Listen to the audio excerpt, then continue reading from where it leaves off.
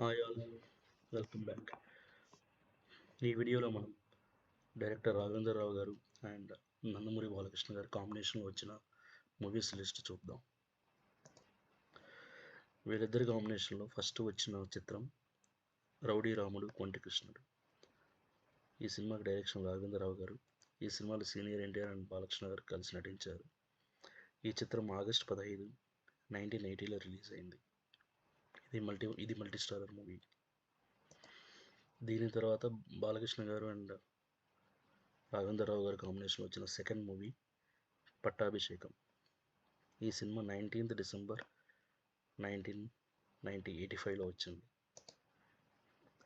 తర్వాత నందమూరి బాలకృష్ణ అండ్ రాఘవేంద్రరావు గారి కాంబినేషన్లో వచ్చిన మూడవ చిత్రం అపూర్వ సహోదరులు.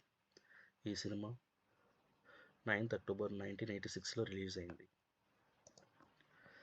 తర్వాత వీరిద్దరి కాంబినేషన్లో వచ్చిన నాలుగవ చిత్రం సాహస సామ్రాట్.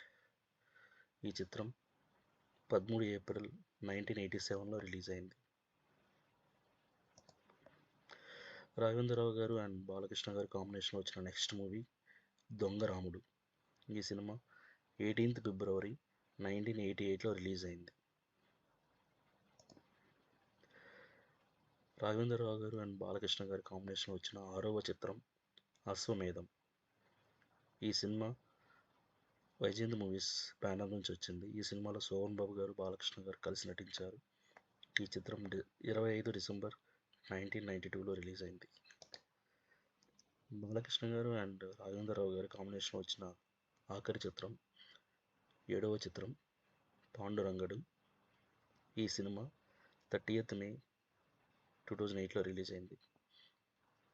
నందమూరి బాలకృష్ణ గారు అండ్ రాఘవేంద్రరావు కాంబినేషన్లో మొత్తం 7 మూవీస్ వచ్చాయి. ఆ 7 మూవీస్ ఏంటో మనం ఈ వీడియోలో చూసాం. Thank you for watching. Thank you.